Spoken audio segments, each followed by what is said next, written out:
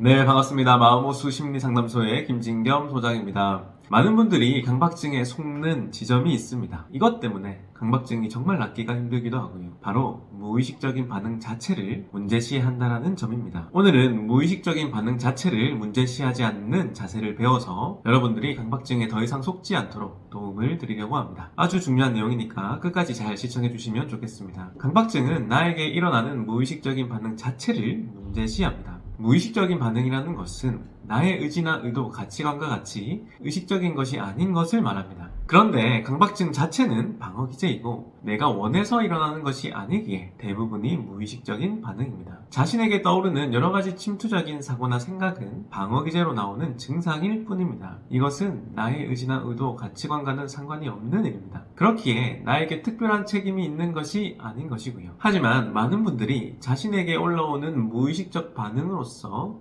강박적인 생각이나 불안한 마음 자체를 문제시합니다. 강박적인 생각이나 불안한 마음은 내 잘못이 아닙니다. 하지만 그러한 강박적인 생각을 한 것만으로도 죄책감을 가지기도 하고 이 생각 때문에 문제가 발생했다라고 믿으면서 그 강박 생각을 금지하고 없애려고 합니다. 내가 싫어하는 강박적인 생각을 하는 것만으로도 마치 내가 그 생각을 의도적으로 했다라고 생각하고 나의 의지나 의도가 들어간 것처럼 느껴서 죄책감을 느끼는 겁니다. 우리가 일반적으로 날씨가 안 좋으면 먹구름이 끼고 번개가 치는 것은 당연한 현상인 것처럼 마음의 균형을 잃어서 그 마음의 날씨가 안 좋으면 얼마든지 먹구름이나 번개처럼 안 좋은 생각이 날 수 있는 겁니다. 우리가 날씨에 대해 책임이 없듯이 강박적인 증상에 대해서도 그렇게 바라보는 것이 좋습니다. 내 마음의 상태에 따라서 마음이 반응을 하는 것입니다. 내 마음에 번개가 쳤다고 해서 내가 죄책감을 느낄 필요는 없는 것이고요. 애초에 문제가 아닌 것을 문제시하면서 강박증이라는 문제가 가중된 겁니다.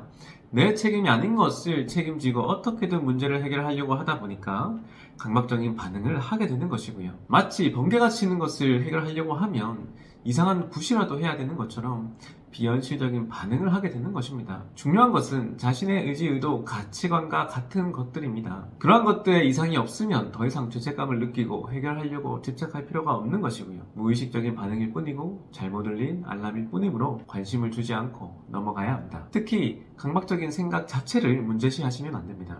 그 생각은 나에게 책임이 있는 것이 아닙니다.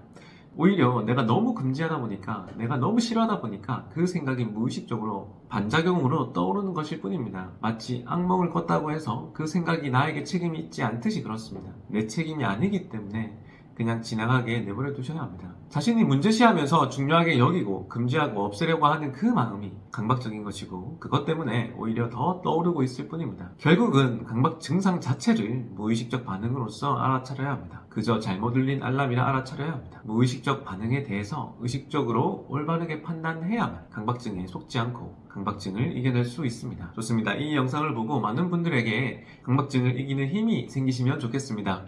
이러한 내용에 공감을 하시고 강박증에 대해서 명확하게 이해하고 인지적으로 알아차려서 강박증을 극복하고 싶으신 분들은 강박증 심화과정 온라인 강의를 꼭 들어보실 것을 추천드립니다. 정말로 실전적으로 도움이 되는 강박증을 치료하는 메시지를 담았습니다. 다른 여러 가지 방법보다도 내 마음을 바꿔서 강박증 근본적으로 이겨내시는데 큰 도움이 되실 거라 생각합니다. 좋습니다. 또 다음 시간에 뵙도록 하겠습니다. 감사합니다.